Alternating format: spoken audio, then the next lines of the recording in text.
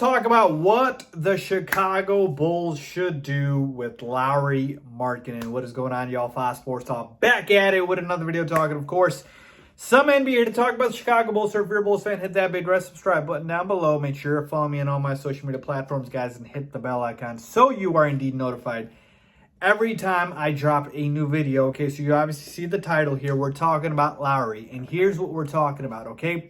What should the Bulls do with him? NBA free agency has been very exciting for the Bulls. We've revamped the entire roster, but Lauri Markkanen's still there, okay? Still there. We thought he'd be gone, but he's not. So what should we do? Let's talk about it.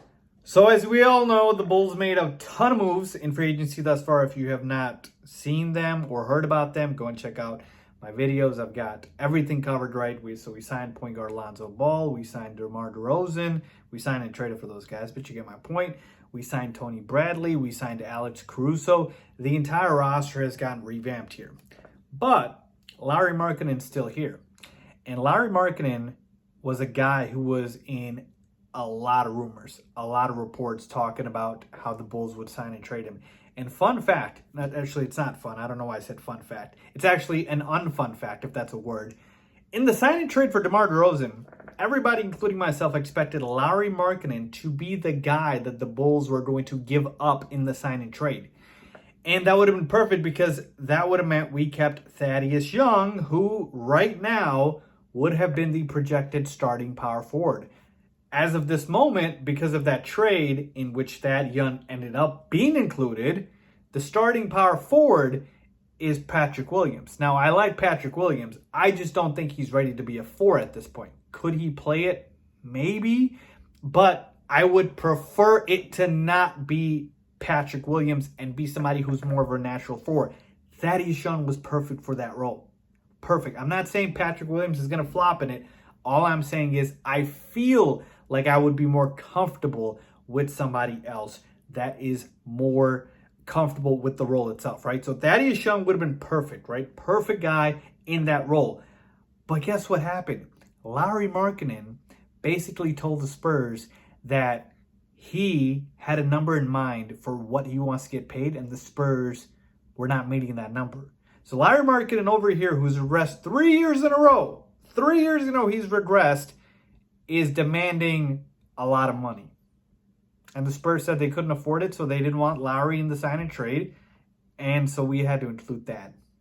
We had to give up Thaddeus Young because Lauri Markkanen thinks he's worth more than he actually is. A guy who, like I mentioned, has regressed 3 years in a row. Not 1, not 2, but 3, folks. This man went from averaging 19 points and 9 rebounds a game to averaging 15 points and 6 rebounds a game to averaging 14 points and 5 rebounds a game. He's going the opposite way. You're supposed to go like this. Lauri Markkanen's going like this, okay? So Lauri Markkanen is a guy who needs to be careful here because if he does not understand that his value has gone down way lower than he actually thinks he is, he might play himself out of the league if he's not careful with how he's assessing himself. So we had to give up Thaddeus Young in that trade, which I'm not happy about because he would have been the perfect guy to start at the 4. So now we've got Lauri on the roster, and we accepted that qualifying offer for him. So here are the options. A, we could have Lauri play for 1 season on the qualifying offer. B, we could have him in a signer trade. Or C, we could flip him at the trade deadline. Let's go through every single scenario of the 3. Number 1, we let him play for 1 season on the qualifying offer. This is my least favorite option here because we have the potential to lose him for nothing, right? And the other thing too is that Lauri doesn't fit on this team anymore, okay? This is a team that has enough guys that can score and shoot. We have Zach LaVine, we have DeMar DeRozan, we have Nikola Vucevic. We need guys who can fill out the other spots, defend, rebound, play make, do other things and not just do what Lauri Markkanen does, which is space the floor as a shooter. So to me, he doesn't fit on this team. Now, if we had the 19 points, 9 rebounds a game Lauri Markkanen, maybe he would have fit, but not this version of Lauri Markkanen. So the first one, it's my least favorite option. All right, number 2, we can sign and trade him. I like this option.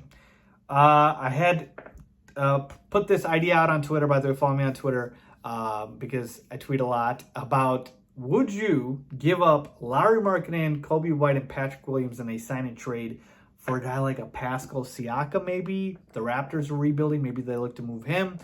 A lot of you guys said no to that. Maybe that's a little too much, but you get my point, the framework of the deal. Here's another one that I like, okay? Flip Lauri Markkanen and maybe throw in another second-round pick or another player to the Blazers for Robert Covington. Robert Covington would be a perfect stretch power forward who can defend, so he's that 3-and-D guy that we need. We need a guy like a Jay Crowder, Robert Covington, guys like that.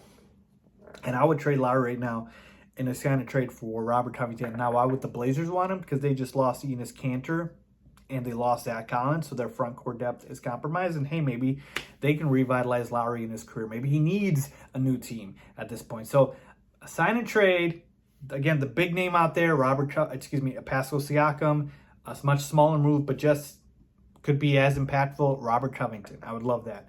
And then the final one, we flip into the deadline. This is another one that I also like a little bit more, which is I don't want to lose Lauri for nothing. That's why letting him play the entire season is the worst option.